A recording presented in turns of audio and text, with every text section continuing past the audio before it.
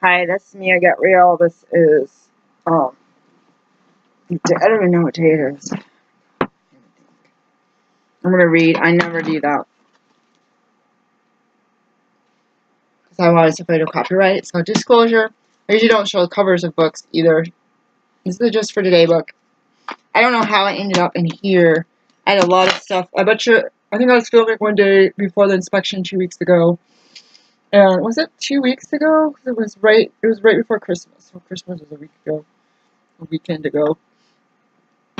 Or some kind of box or something. Must have been something, a bag or something in here. I gotta cut my nails, guys. And I think I must have pulled out some stuff that I misplaced. I don't know. So I have one of these for a. I haven't seen that one forever. It was in the bathroom. I should probably clean out that. Someone took all my bathroom stuff when I moved, and they took like a paper bag or a box. And I had books, and I had, well, makeup, not makeup, but bathroom items. And they had taken like a jar of, it was like salt, like bath salt, like regular actual salt, and it had oil and stuff in it. Oil and what do you call it? Essential oils, probably. And they put everything in the box. So then it spilled and don't sell that book. So that book is like, these books are all messed up too. I wonder if that was the same thing. Like, most of my books from one shelf are completely drenched in water unless somebody like dropped in a puddle. Like, I don't know, there's no water over there. I mean, I might find the source if I clean it off. There's no water, there's no nothing. I just put a salt lamp up there. I don't think it's from that. Oh, I think it was from, because I was trying to sell those books a couple years ago. I don't think the salt lamp was up here until last year. Cause I bought it for a customer and they returned it. I bought it for the customer and the customer returned it to me. So they would issue a refund. They didn't like it. Because they said they walked in the room, it smelled like salt. And I was like, well, worst things there, right? These people are super picky.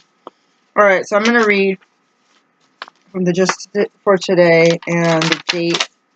Daily Meditation for Recovering Addicts. The date is 1991.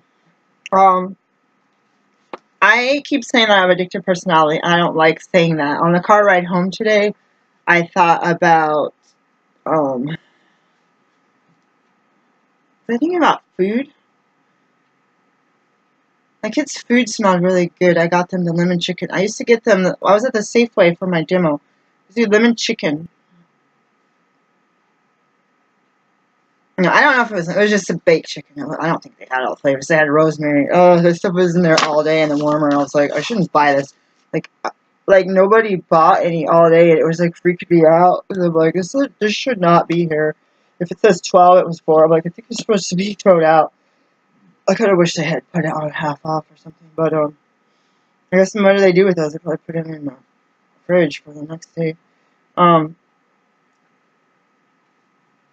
used to eat this the day before I weighed in at the gym. When I was in, I have this. I refused to throw it. I wanted to throw it away. And I didn't. It was before. Was it Taekwondo? I think it was before Taekwondo. I don't think it was before Aikido. I didn't even fix my collar. That's so bad. I think it was Taekwondo. Whatever it was, I was weighing myself before classes, and after I ate the Safeway chicken, I would weigh less.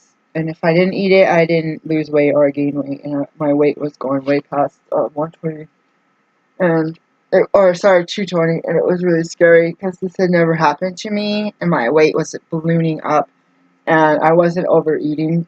I did have stress eating, but I didn't. I've never been like that in my life, and I was under a lot of stress. We were like homeless, living in shelters, living in transitional housing, and I was going back to school to be a doctor at the same time. I had all these I was doing pre-med at that time, all these science classes. So I have addictive behavior, and I was like, oh, I wish I could eat this kid's food. I always say, oh, like my son would say, nobody's stopping you, Mom. And then I said, well, when I started eating what I eat with the nuts, and it was causing congestion, then I'm like, that flavor of the chicken. I can create that flavor of the chicken.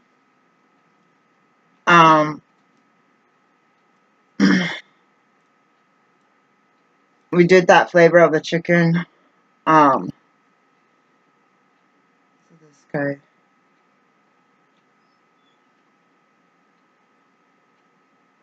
Oh.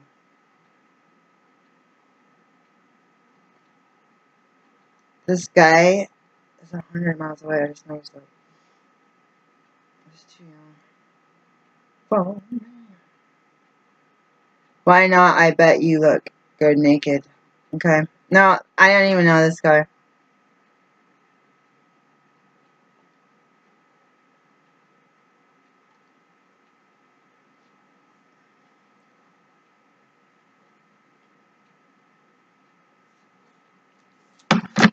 Oh, no. I am not doing anything Monday or Tuesday. Heck no. Oh, heck no. I was supposed to have a 4-day weekend, and I gotta call my patients. I thought when you go to meetings, and I hadn't gone to meetings since last Friday and today's Saturday, I was gonna go downtown. It was one that starts at 5:30 and pay for parking.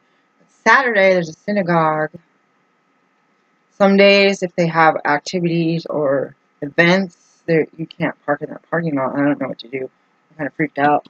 I don't know. I'm kind of freaked out. I used to park there and then leave. And I guess people must have been abusing it, or they must have tried to just market it because everything else is paid to park. But people were probably abusing it. Oh, let's just park here. Nobody will do anything. When people are going there for meetings, and that's unfortunate because like, you almost want to have somebody out the door, maybe pass out free coupons. But then again, people could lie and go in and then walk out the front door. That's the thing. It's just like if it says pay, if it's pay to park, why don't you just pay to park? If it says for a lot for shopper or customers only, they don't park there, because then everybody ends up having to pay when you frequent the establishment. There's a basket that goes around, and you put donations in to keep that property alive.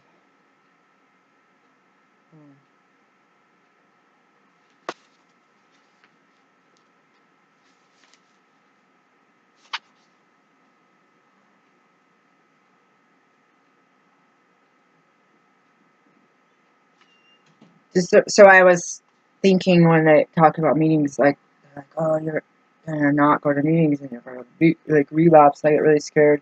When I was doing midwifery, I'd be like planning meetings every day, and births and appointments and kid stuff every single day started filling up that spot. Like, it wasn't when I was on a schedule, and once in a while it was like, the next meeting that I can go to around my class and work would be this time.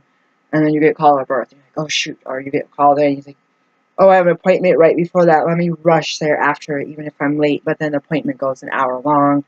Or you end up having a birth, or a kid's sick and needs to be picked up from work. And then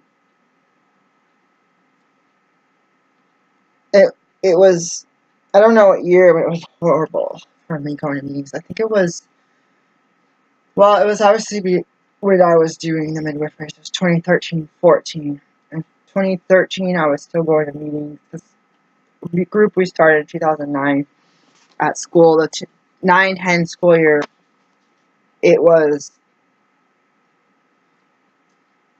I think there was 3 of us that started it, and then it was another person and another person that were semi-regular, but mostly the 3 of us.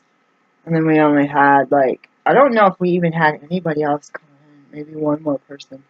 We were putting flyers up on bulletin boards and everything. Nobody was coming in. And we ended up,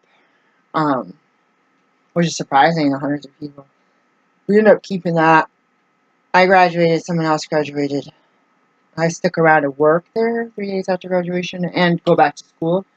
And another person was doing a double degree, or at least a double, triple degree, at least a double degree, and they had another year. So we maintained that for another year. And then I left. I don't know what happened. I got laid off the job, and I never went to a meeting. 2015.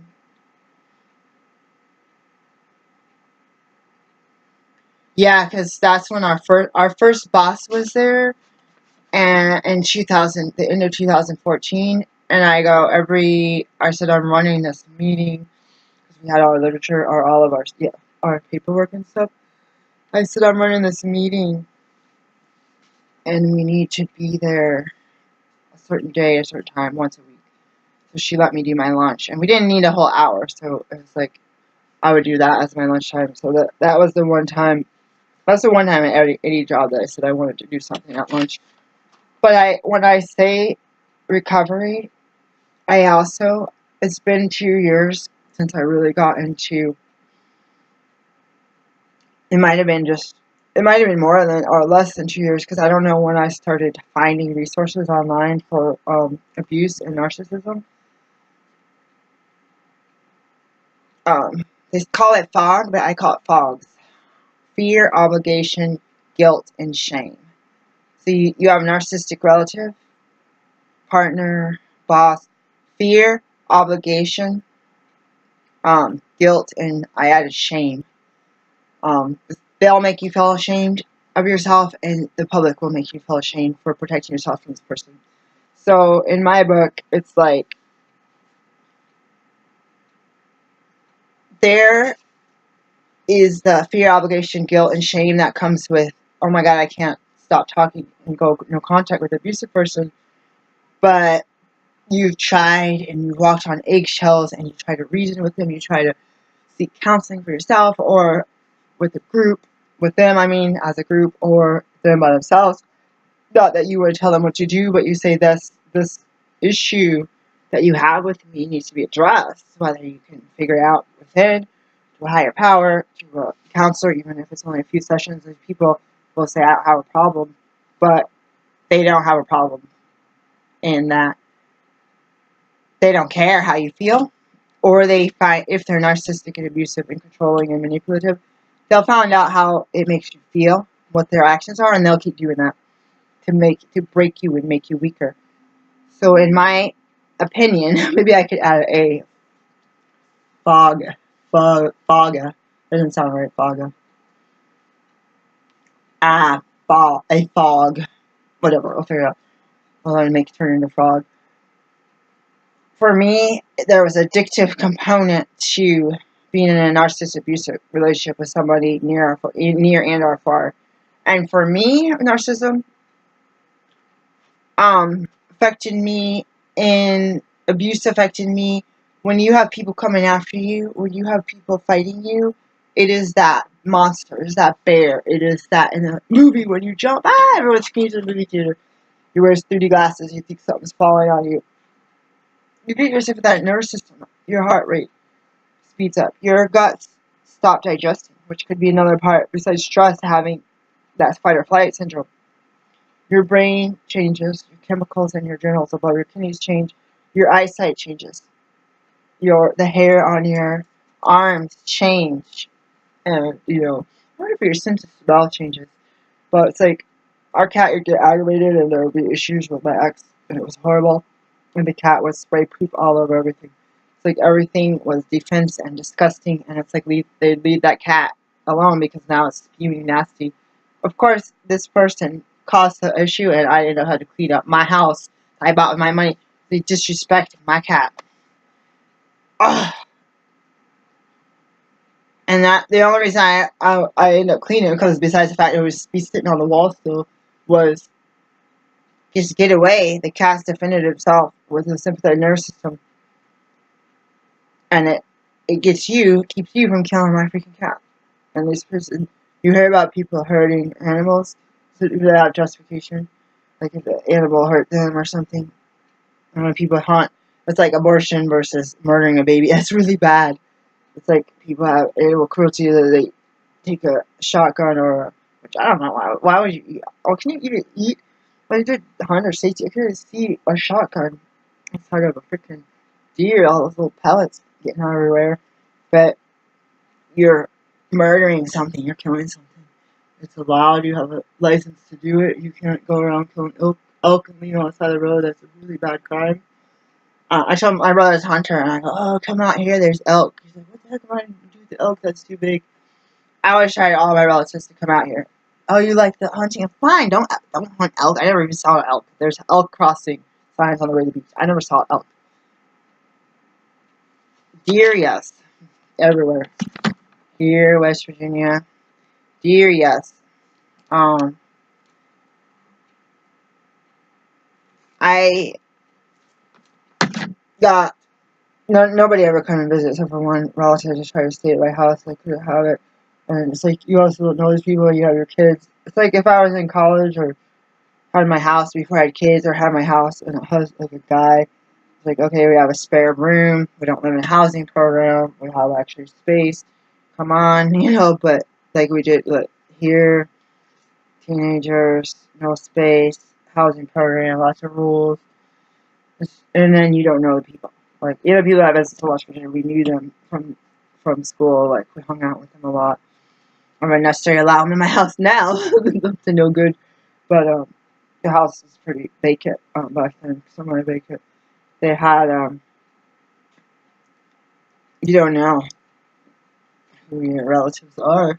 If you've only seen them, like, once in 15 years, you don't know if you're gonna wake up and your TV is gonna be on. Like, that's rude to say. You don't know if they're gonna be sitting there smoking crack. You don't know if they're gonna go out in the backyard or look at the stars and be smoking something and get me evicted.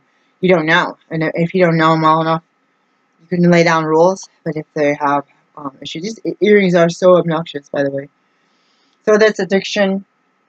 Besides chemical and substance use and alcohol, even tobacco, any substance, even chocolate, even food that raises your endorphins, and then even caffeine, even green tea.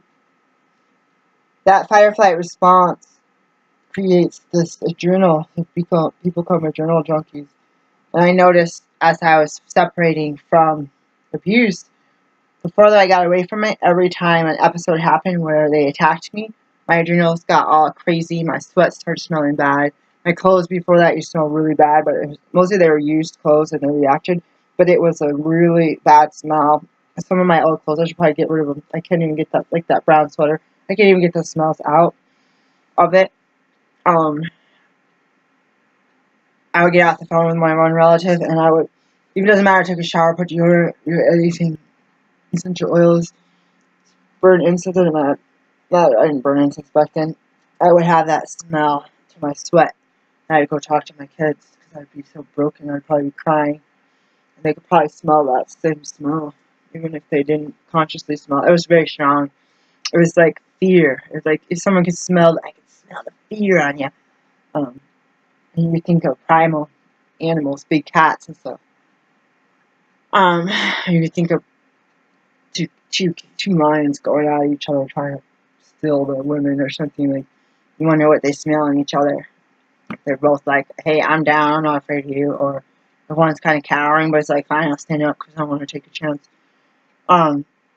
That chemical reaction I have in the body, I realized I was addicted to it, and it was miserable. When I smoked, I was miserable.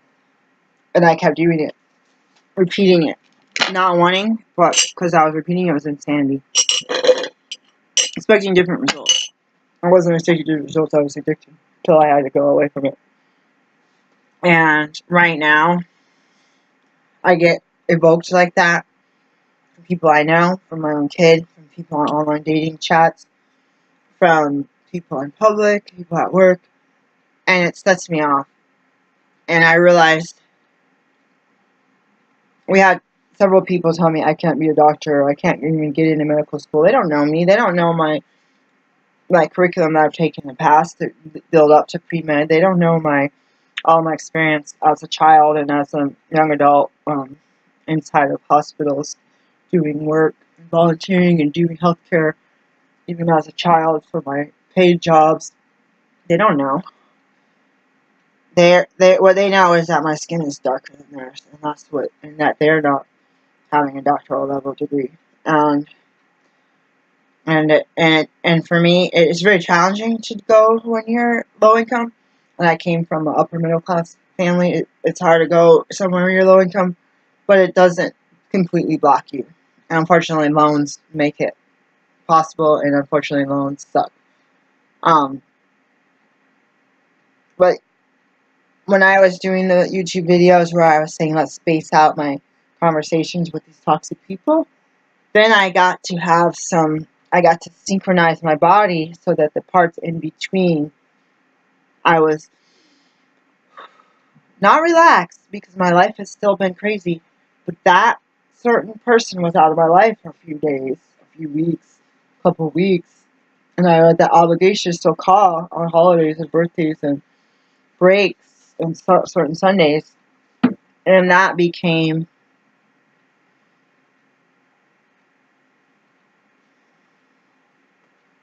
a certain thing became something to compare when the episodes happen. But the episodes are, you think you're going to be insane, you're going to call this person and you're going to talk about, they want to talk about you eating vegetables and not meat, you don't bring up meat, you talk about vegetables. And then you think you got through conversation for 30 to 60 minutes, and right towards the end when you say, oh yeah, they say they have to get going, or you say you have to get going, then they start pouncing on you about meat and how you're going to die.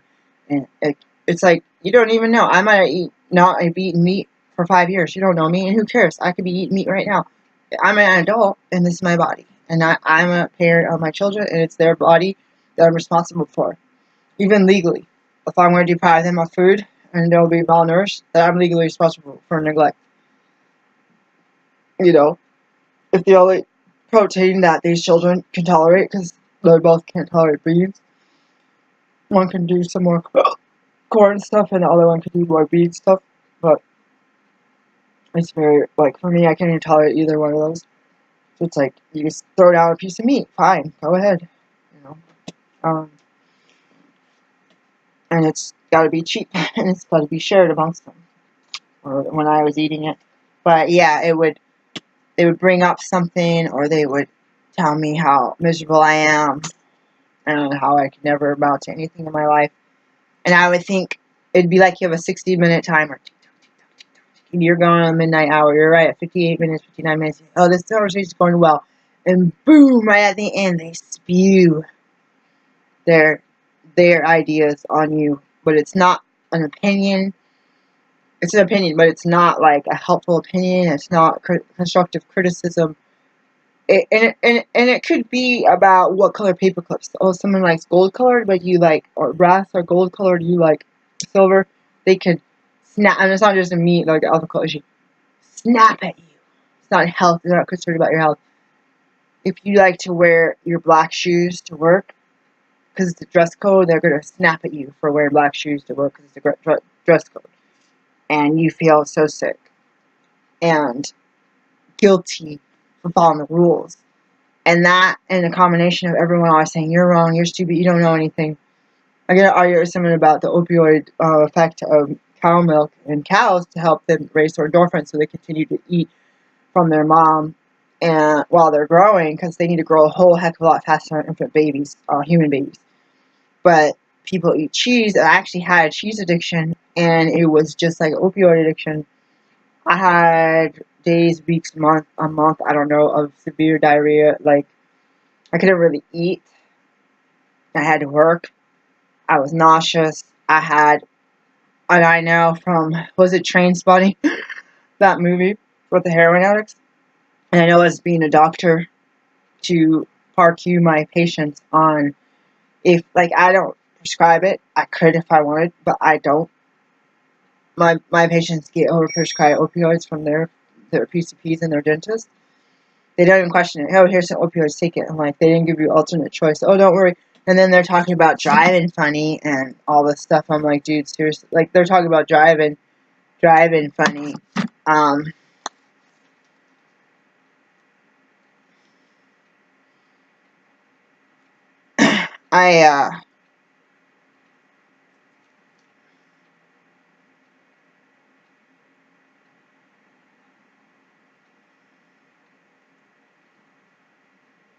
I just feel like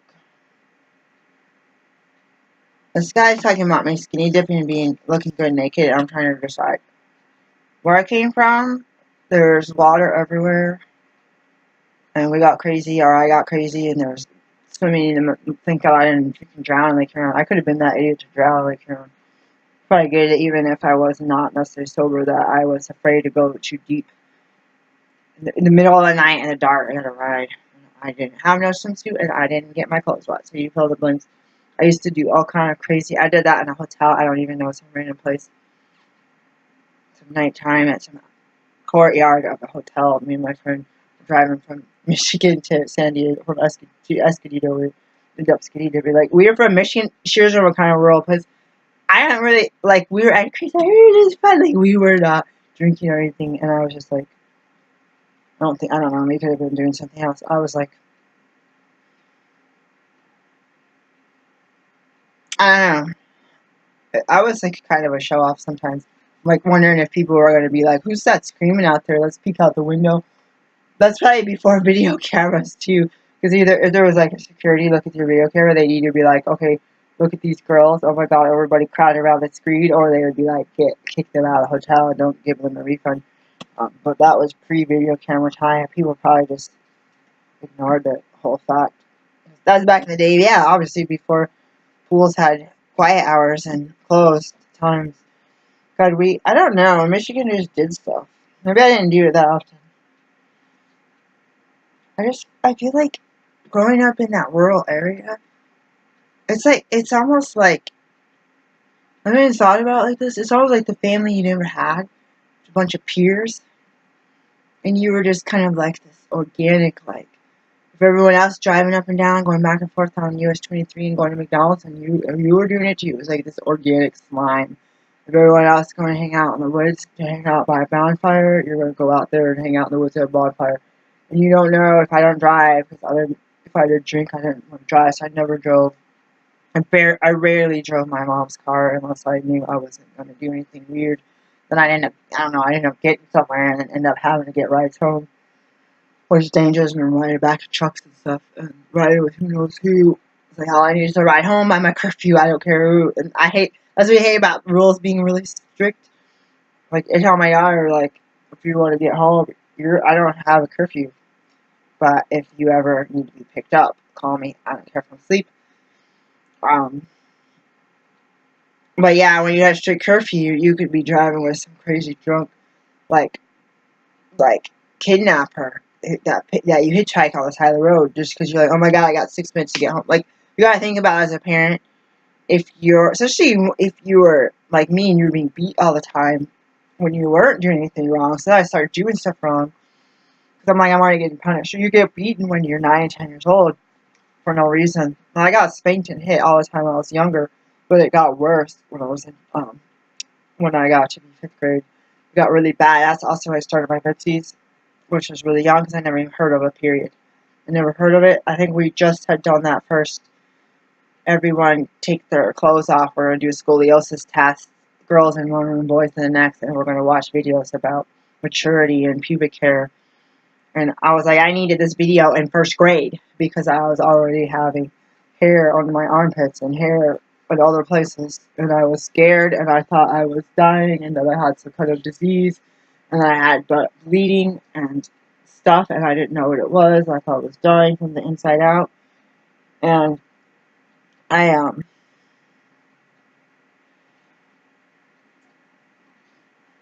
feel like we just did stuff.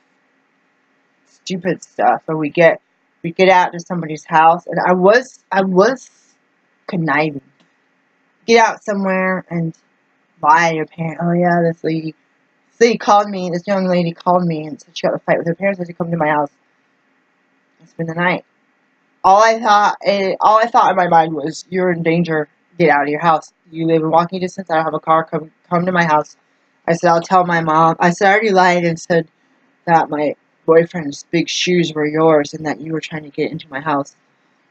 You got in a fight. I said, oh, it was my friend, she lives up the street, she was trying to get in my house. And my mom measured the footprints outside in the snow outside my bedroom window, and they were big guys' shoes. I said, oh, she just threw on a pair of shoes, her brother's shoes or something, and came to my house. She got a fight with her mom. So then I said, oh, my friend's here. Can she spend the night? This is the girl who came last time. So then and this lady's super short. It's just yeah, she would have had to throw on somebody else's shoes. And it was awkward because usually When someone spent the night, I don't know where they slept. It must have been really rare. I must not have had many people spend the night. Mary spent the night a couple times. Mary didn't sleep in the same bed as me, though. This lady, I don't know, maybe my room is really trash. She spent the night, and she curled. I go, your head on that, by my feet, your feet by my head, whatever. Because I was like, that's creepy. I don't have cousins. I don't have people spending the night. I'm like, I am a single person in a twin bed. I don't want to wake up your face next to my face, girl. Like, I'm just like, oh, I had some issues. That guy came over one time and was in the bed, and he was a pedophile, and he brought this 8th grader over, and we moved my bed and hid this 8th grader.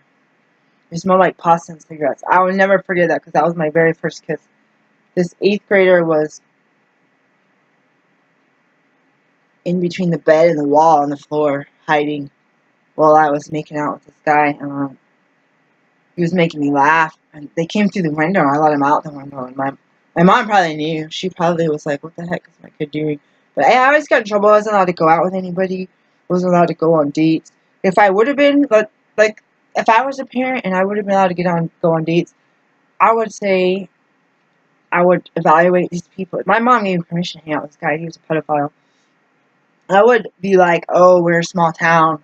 Who's he related to? Oh, yeah, I know such and such. Maybe parents could chit-chat and be like, oh, our kids want to hang out. And mom, if she was present, she would know that guy was a pedophile and chasing after 8th graders and 9th graders and 10th graders to find virgins to sleep with. It was really bad. 7th graders, I don't know, 5th graders, he would have probably, people's dogs, he would have done that to anyone. It was disgusting. It was really bad. Really bad. He should have been in jail a long, long time ago. Yeah, if the parents weren't so strict, then you could say, I want to hang out with this guy, and he's going to pick me up and take me to the movies. They said no, I couldn't do that.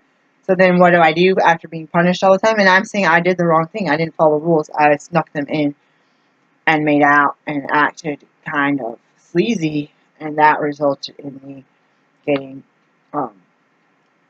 statutory rape on a different day, and I got ditched because he was just going from one girl to the next, including that girl who stayed the night at my house. He would just go through every girl in town, especially those of us who never had boyfriends, or we, according to our peers, were not attractive. It was really sad. He might have gone after my friend who was very attractive to boys in our town, because they were hanging out every day after he stopped talking to me. They were hanging out every day because she was calling me every day after he left to tell me the conversations. And that was really sad that and he tried to say all these lies about me. It was so depressing because I know the truth about myself. But yeah, I didn't follow parents' rules. But I wish that they weren't so strict and that they could see this guy, see the look in his eye, and come up to me and say, this guy is after one thing and he looks sleazy and you need to be careful, or you need to be careful, because that's in the 90s. You need to be careful of STDs. Like, ain't nobody, I don't ever remember in school or parents ever talk about STDs. Ever, ever, ever. Like, I don't remember AIDS. They probably still thought it was a gay disease. Like, ignorance and unacceptance.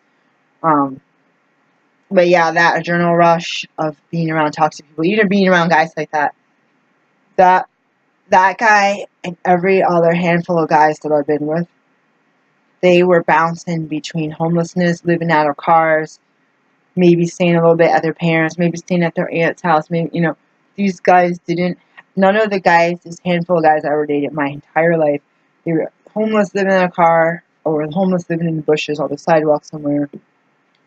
My ex had a room in a rooming house, but he got evicted. He didn't have any way to pay the rent. He didn't have any extra money at all. I never dated a guy who had a job, a vehicle, and if they decide not to have a vehicle and they want a bike or a bus pass, that's a different story. That could be a personal choice, or they could have lost their license for something or never got one. That's not like a thing. But where I came from, like, pretty much everybody drove, so it's like, especially a rural area, you don't really have a lot of ways around. They did have a Dollar Ride bus, but I don't know what's up with that. I never had a guy that's like, you have any kind of job and a vehicle or some kind of transportation and a place of your own or with a roommate. Man, and somebody who wasn't abusive. Like, so that's like something on my list. Like, I don't mind if they don't have a car list, but I hated this 30-year-old trying to be like, texting me like, oh, can you come pick me up? Oh, can I come to your house? Oh, if I had a driver's license, I'd be at your house already. Like, or if I had a car, I was like, you must not have much because you could take a freaking Uber, man. I've seen this guy on, see the same people on, freaking, what the heck is that? I don't know. You see the same people on, all this is food and beer. I can't do it. My main enjoyment comes from beer. Okay. That's why. I where I grew up, there was a cross between the Polish people and the military. And since I lived off base and my parents were in the military, I got the best of both worlds. And I was friends with pretty much all the minorities because there wasn't that many of us, and we chilled, and they were interesting to me. And I guess we learned a lot from the military kids. The military kids, the Girl Scouts were into witchcraft stuff, and that got me interested in that. You would call them really good families. Now, I see pictures on Facebook a few years ago. I'm like, oh my god, these people are so beautiful. It's like they could either be news ladies or like models. Like, if they're short, like they're just like. I would look at pictures of people from my small town, and I would see how beautiful all these people that I remember from high school on Facebook pictures. I was like, oh my god, they are so beautiful. The women, anyway. Out here, like, we're in our 40s, guys. I'm one of the youngest ones from my class. I would be the age of this class that graduated after me, or the class after that, depending on their birthdays and whether they started school late or got set back a year. I was young for my class, so basically we'd all be between, I would say between 44, 43, 44, 42, 41. It'd be like between 41 and 44 right now. Maybe for like the 2 or 3 classes. I haven't looked at them lately. I don't know what happened after they reached 40, but I was like, these people, their hair, like in small town, my mom would make fun of small towns. Their hair, their skin texture, their body hiatus look so healthy. And I know there's people make fun of me for drinking when I was younger. They all get drunk or stuff like that. I was like, well, that's crazy. You guys just judge me. You wouldn't be my friend. You wouldn't talk to me. And like, that's all they talked about was they couldn't wait for the next drink. When's work going to be done? Okay, 2 more hours. I'm getting drunk. That's all they would talk about. And then, at least my closest friends, or drugs. And then, that's the way the cookie crumbles. That's the way the tables turn, right, guys? And then I had, the people out here in Portland look really old to me. I don't know what it is. The more I'm doing online dating, I'm like, okay, let's do this. I look at this guy. Okay, he's wearing a hat and sunglasses and a beard. Right? He looks, his maturity in the picture, he's carrying a huge dog, is really annoying. I say 40, 42. But let's say this guy, he's also heavy set, which puffs out your wrinkles, and his pictures are super blurry. And he has no hair. This guy is really good looking. 8,000 miles away. It's a match. 8,000 miles away. This guy is cute. I looked at his age, 48. This guy doesn't, okay, that picture looks, these guys look a lot, okay, so there's a lot of 29 to 33-year-olds that look like they're pushing, like, almost 60. And I don't understand I don't do ethically non-monogamous. I don't even understand. It's just weird. It's like, why are there two men here? Is that picture of Billy Joel? Everyone's got a picture. Billy Joel was over here. Every guy. This guy needs to grow his eyebrows more. Oh, he should put something in his word. He needs to go. Usually it's the other way around. It's like, I don't know if that was Billy Joel. Everybody has this picture of Billy Joel. A bunch of people have a picture of Kate Brown, the governor, or whoever it is. A bunch of people have a picture of a Wookiee or something like that. I don't know. Star Wars. Alright, so December 29th, page 379, going back to the book. Through others' eyes. Others with apostrophe. When someone points out a shortcoming, our first reaction may be defensive. But if we truly want to be free, we will take a good look at input from fellow addicts. Basic text, page 35. At some point in our recovery, we come to an awkward realization that the way we see ourselves is not necessarily the way others do. We are probably neither as bad, as good, as beautiful, nor as ugly as we think we are. But we are too close to ourselves to really tell for sure. Yeah, I know that I'm ugly. That's where our friends in the program come in. I don't have any. I don't even have one. Caring enough to share with us what they see when they look in our direction. They tell us the good things about ourselves we might not know. And they tell us the hard things, too, that we might not be able to see. We may react defensively to such help. And, in some cases, justly so. However, even malicious remarks about our supposed shortcomings could shed light on aspects of our recovery that we cannot see ourselves. Wherever a useful insight comes from, for whatever reason it is offered, we cannot afford to discount it. We don't need to wait for others to spontaneously offer their insight. When we spend time with our sponsor or other NA members we trust, we can make the first move. I don't have a sponsor. I lost it when that lady destroyed my life for the last time. I allowed her to destroy my life for the last time. She was my temporary sponsor. She was at my home group, which was 6 days a week. And she was the one person I was calling regularly, the only support person I had as I was trying to build up a support network. This happened about 3, 4, 5 months ago. It devastated my program. I was going out meeting one or several times a week. If it was a hard time, I would have gone there Monday through Saturday. If I could have actually gone, I would come in late. If I had to drop my kid off, I would come in early or leave early if I had to go to work.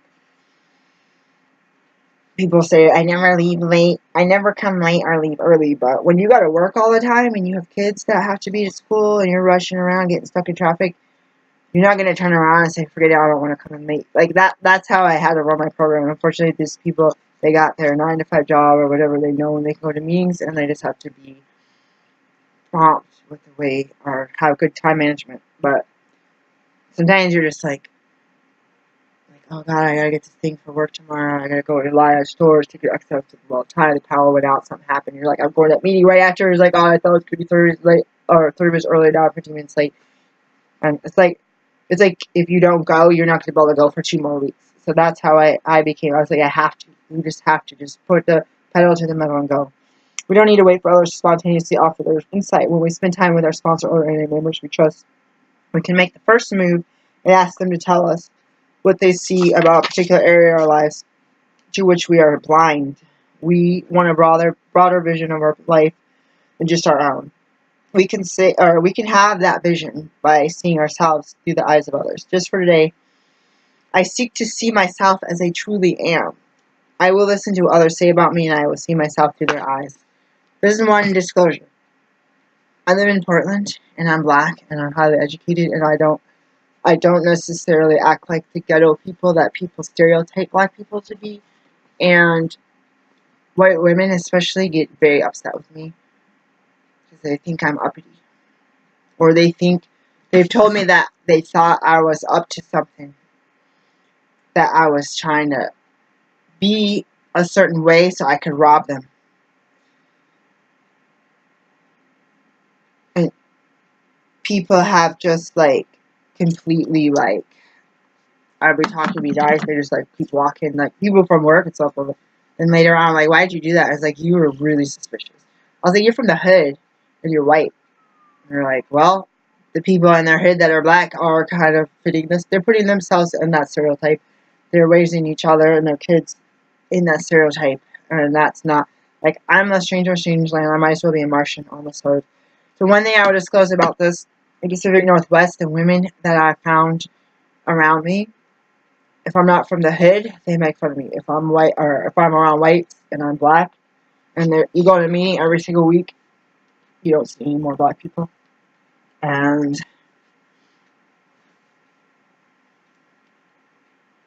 and I just thought about calling somebody from the meeting who, she was working this job that I'm doing. I'm going to text her.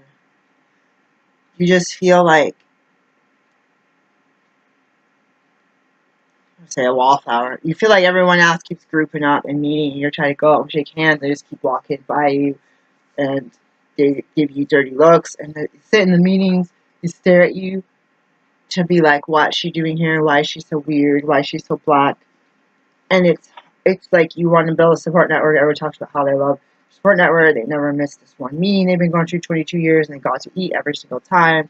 Even if someone's sick, they have to go in the hospital and visit them that same day that they're scheduled for the rest of their life. And I never got invited to be a part of these groups. I did early on the east side, which is predominantly white, and white people, especially women, are very afraid and angry. And if I had a sponsor who was kind of a narcissist,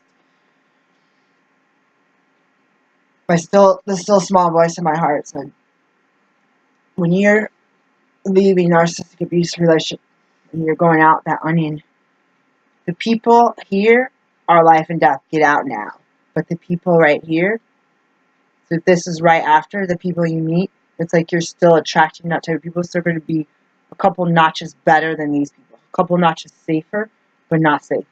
And the people out here, a little bit better, but not best. The people out here, if you never had this narcissistic abuse, you could start on the outer rim with normies and friends and have people treat you with respect because you're giving out the vibe of being needed to be treated with respect. You would have outliers not treat you, then you would work your way out. But when you start with, it's like being a bad baby. You're a bad baby.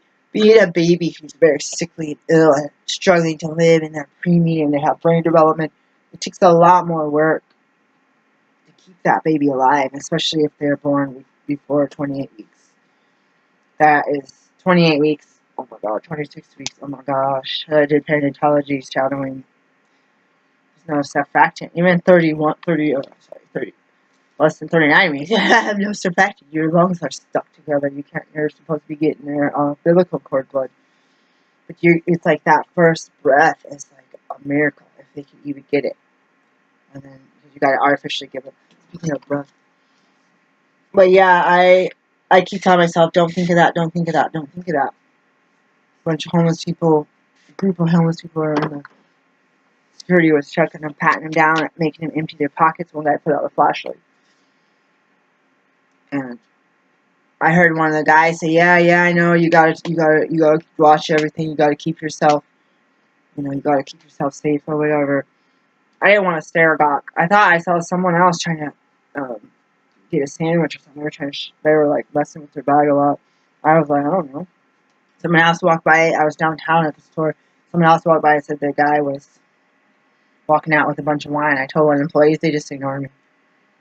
I was like, I'm not going to go anywhere farther because I got my bag in the cart and there's no luck. But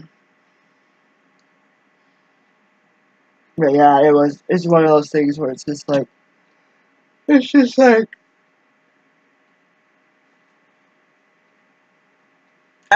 felt nauseous because I don't know if they have people up in the cameras looking and calling security saying, watch these three. I saw that someone put something somewhere. They could have put it in their underwear with it.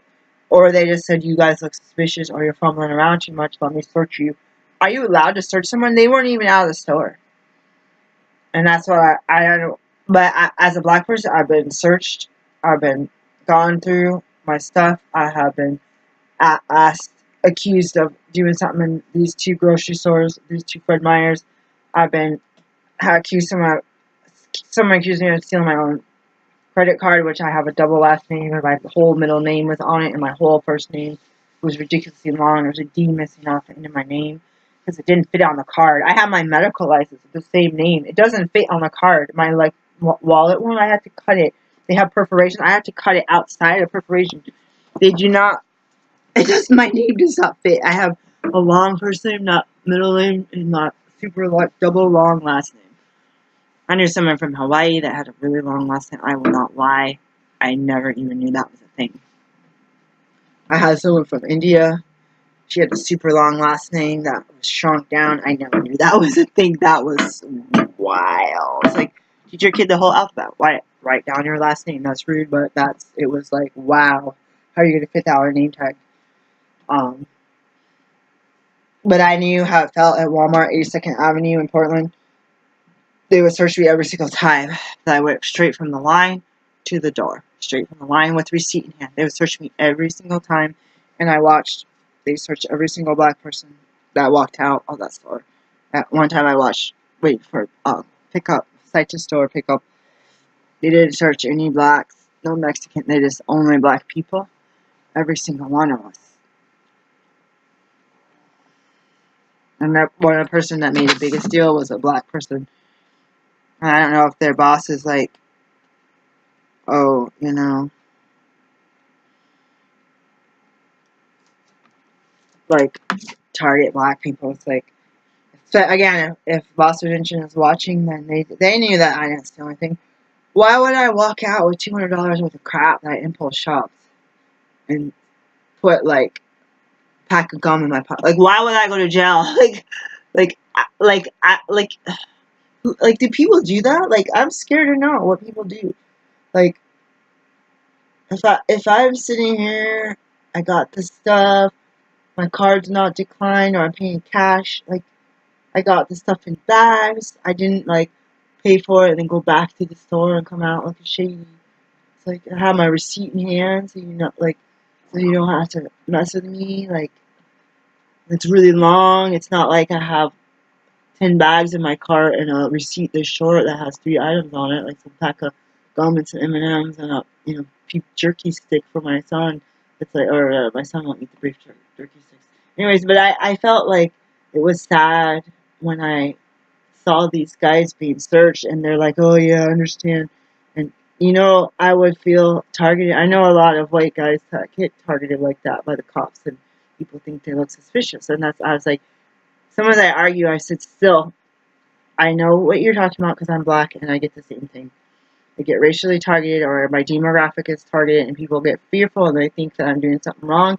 And all I'm doing is be myself. You didn't see me do anything wrong. And I come in here as a regular and I never do anything wrong. I haven't done anything wrong since 2004. Why would I start now? Like, why would I start now? And the one thing I tell these guys when they say, you think that it's just you because you're black, well, try me in my demographic. There's attributes about me or the way I dress or the way I walk or, I'm poor, I got raggedy clothes, and they look with a backpack and a hoodie on. I was like, yeah, but the thing is, you're white. You can go into a hair place and go in and get a makeover. You can go to a free place to get job interview clothes, ditch the backpack, put your wallet in your pocket, and freaking do your hair. If you need, like, cosmetic, dental, or something, or, throw on a pair of tortoise shell, no one wears a tortoise, but throw on a pair of, like, hipster glasses or something. Say, I guarantee you're gonna walk into the store, even just dress differently and ditch in the backpack, getting rid of the hoodie. They're gonna stop treating you like that. Whether you can afford to do that or not, they're gonna stop treating you like that. But me, I'm gonna wear, a $2,000 tank top and a freaking, pair of, $4,000 slacks, and we're coming with a Birkin. They would still think that lady must be up to something. Like, and I say I was completely out of debt, had the Oprah syndrome. I call it the Oprah syndrome now. That is not a syndrome, but just think that you made it out. You made it to make your life where you have enough that you can help others and be well off, and still get turned down for stuff. Louis Vuitton? Louis Vuitton. Louis Vuitton. Isn't that two different companies? That's so weird. And it's like I could be wearing all this stuff and come up with a car and be well mannered, sober, articulate. They could still do that, or they would find it even more suspicious or more reason to be jealous. But it's one thing as if the white person did it, they would be like, bow to the queen, to this lady. You know, they would be really, I keep looking at this flashlight, and I looked at that guy, and I saw him pull the flashlight out of his pocket, and I'm like, it's like, I keep seeing this flashlight. I should take this for work. I asked my kid, it's probably hers, and my other one needs a new battery. But anyways, this is a lot longer. I just felt like, I know how you feel. You walk around looking like the way you look, and they're targeting you. All these other people, like the hipster ones, with the little girlfriends that are really skinny wearing these little wool pea coats, they're not picking on those people. And those people could be shoving all kind of steaks in their coats. They didn't have no carts. So I saw this older white lady and a guy. They look shady as heck. And ain't no security guards go out to them. I was like I said, don't even look at those people. I get a bad vibe. But they were doing some weird. But I had a bad vibe in my body, so don't even look. Don't even make eye contact. Don't even look at them. Their energy is not good. So these people came in here to the store with the big blanket, wool or fake wool, covering his whole, like, here and all around. He's walking in the store like that. I would wait for the bathroom for 15 minutes. The guy was in there. Cut flush the toilet, cut flush the toilet. Looked like a homeless black guy. So I felt so sad. And the toilet was gross. It wasn't repulsive, but it was disgusting. And there was no hooks. I had to put my freaking groceries I just bought on the floor of this nasty bathroom. And I thought of Pursuit of Happiness. Will Smith sleeping on that floor with his little boy because he ain't not nowhere in the bathroom, nowhere else that was safe. He could lock doors, so was banging on the door. There was a guy sitting at the. There's a bunch of homeless people coming in and out. People with bags, backpacks with sleeping rolls, whatever, sleeping rolls, sleeping bags attached to them. There was people. There was a guy. He was heavy set. He wasn't that heavy set, but he had been sitting with a big rolling suitcase. He'd been sitting for a few hours. I had taken a chair from where his table was. I left my stool at home for work, and I was also using it to keep my bag off for my grocery bag. And this guy was sitting there with his bag for a very, very long time, and I looked over at one point, and all his stomach was hanging out of his clothes. I know how it is a lot of times when you have to wear clothes that you just found somewhere. You got any way to make them fit any better, or any way to even go to Walmart and buy a $5 t-shirt that's extra, extra large. And this guy, I don't even know. It looked like someone was sitting next to him, and they were like this. And I've seen that at, if people are probably on heroin, I've seen that over at Freddy's over here. Somebody was holding their cell phone, and they were just nodded off. I don't know if she was drooling. She was just like, I saw people sitting outside going like this. I saw people sitting in front of cars in the underground parking garage going through their backpack. And a lot of people, they were all hovered around the trash cans down in the parking garage. I'm like, this is not anything. Just because I was downtown, it was only 4 miles from home. I was 6 miles. I was not any different than where I live now. It's not any different from the Fred Meyer I usually work at.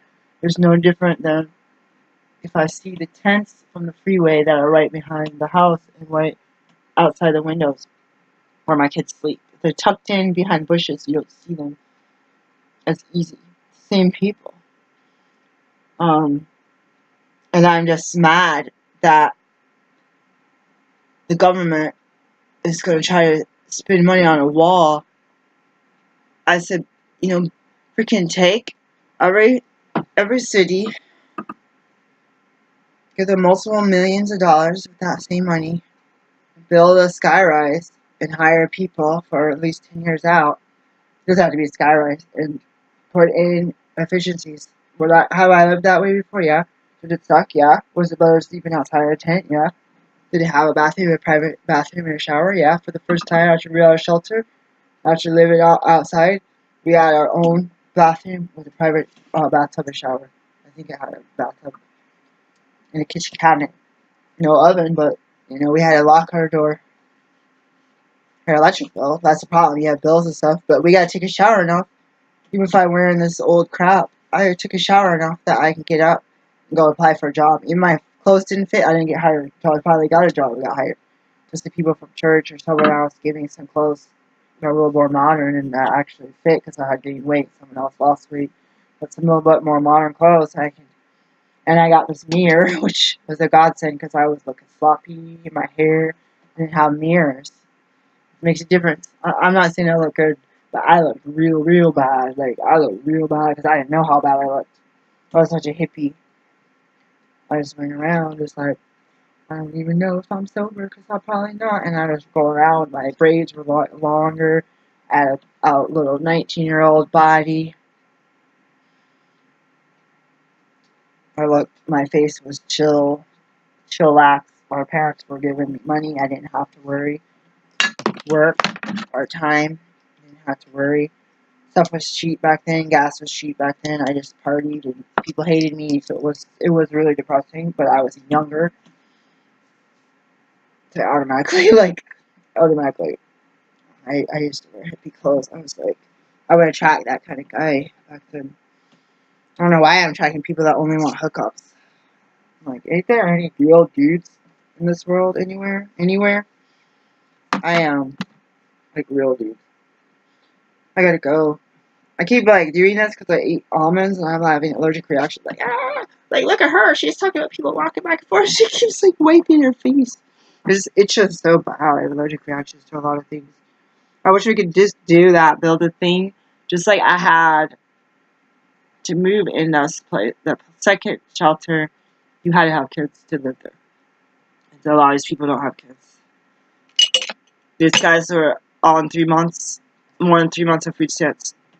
Now they're on 3 months for every 5 years or some ridiculous thing. No more. That makes me sick.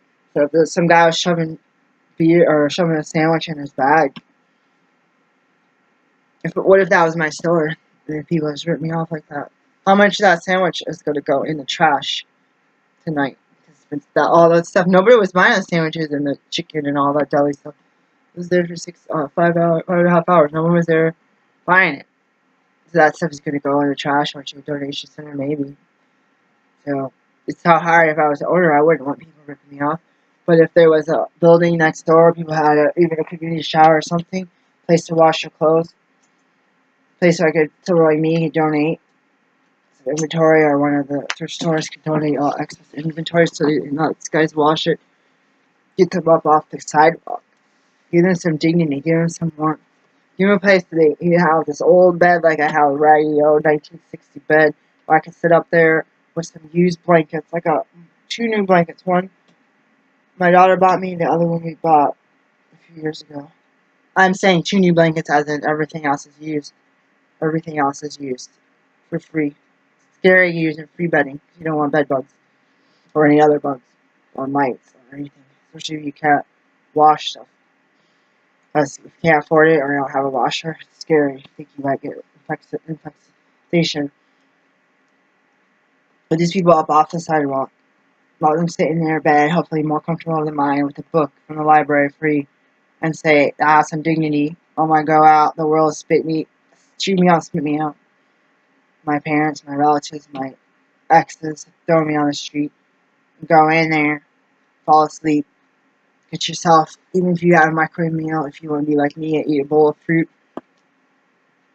get up and use the bathroom and not have to squat in the bush. You use the public restroom, you use napkins. There don't even have napkins at the store. That might be why. The people are probably taking them to use those toilet paper and go in your shower, do your hair, shave, use some shampoo. I didn't have shampoo when I was poor, but people donated hotel shampoo, so that's what we use. What was donated, because we had no money. Keep the roof over our head doesn't mean that you're going to be able to buy food or shampoo or deodorant. I had deodorant, nothing. No toothpaste, nothing. Started going to the dentist, not only you held that toothbrush and toothpaste like gold. We use food stamps to buy baking soda, and my daughter complains that her teeth are not white, so we use baking soda. Because we could use food stamps. We couldn't use food stamp for toilet paper or female products. Like, imagine being poor and having to buy pads and having to wear them twice as long because you can't afford to buy twice as many as you need. When you have heavy period, that's gross. It stinks. You gotta do what you do. Bleeding out all over your pants that you got some free pile, and now you're like feel like you ruined the only pair of pants you have. You gotta get all dark clothes, but you don't have a choice because you're not shopping. You're getting stuff from someone else's trash. You get those people some food in their stomach. Get some dignity. Get in the shower. Get a mirror. Don't let them go without a mirror. There's no mirror in that bathroom. Get a mirror. Look in the mirror and say, look them themselves in the eye and say, I don't need this bottle. I don't need this crack. I don't need this heroin. I don't need this meth. I don't need this pot even. Go and get, if you know, like I did. I only could do like a week or two of caffeine. Go get you some tea. Sit down. Try to kick the nicotine. Look out your window. Say, oh my God, I'm like take a spatula and scraping up a egg off the sidewalk. Oh, someone don't put me up in a place. I can look down the window and say, well, I used to live on that sidewalk. -5 degrees outside, rain, cold, icy. Dogs try to pee on me when I sleep. People walk their dog. Rats running through there because I smell like food. Because I found an old burger in a garbage can somewhere. And a half-drink Starbucks coffee that's cold and that's had lipstick stains on the edge. It's gross. I don't want to do it. And then they pick themselves off the street. Get some dignity. Sober up. Go to these meetings. You don't have to pay. Keep from getting vermin. And then you go like I am right now through all the jobs. That job, I hate to quit jobs. I said, I beg you to work more hours. I beg you to get promoted. I would promote it not because I'm being selfish about money, because I want to do more for this company. Because I have pride for my companies that I work for. And I take it like it's a baby. I'm a nurturing person. I take things like it's a baby. I'm kind of militant about it, but I want to take care of it, coddle it. I want to nurture it. And you're not letting me nurture, so I'm just going to do a good job of what I'm doing. And then someone say, oh, good job. Everyone say, why aren't you getting promoted? Well, because they're taking someone brand new and they're pushing not past me, pushing not past me. And you say, oh, well, I'll still baby it. That's how they feel. But then they start cutting your hours, and then you're looking down at that same sidewalk saying, oh my God, if I don't do something today, I'm going to end up on the sidewalk. Dogs try to pee on me, eating out of the dumpster, Starbucks. And I'm like, I'm going to drink coffee. And I'm like, when I saw those guys today, I was getting ready to leave. Like, I had an hour left. I thought, that's why I'm working all these jobs, to keep from being outside, loitering around a dumpster, waiting for something good to get thrown out, waiting for a loaf of bread to get thrown out, something moldy, past the expiration date. A lot of stuff gets taken to the shelters. And it's on expiration date, you take it up to the shelter that I volunteered at. It's still old. You're going to stand in line and have to say you can only come 3 times a month. You're still going to get the same 7 people outside the road get, if the store even takes it to the shelter, or to the home, to the food pantry. Every time they give someone else the hours that you worked so hard to get and you begged for, you say, well, maybe I am doing a bad job, so this job, I'm going to have to leave this job because I'm not doing it well. I'm not doing a good enough job for them to have any respect for me at all. No dignity, no respect. Just treat like just a disposable napkin that they wipe their butt on while they're camping. You know, just get rid of it fast. And so that's how I feel.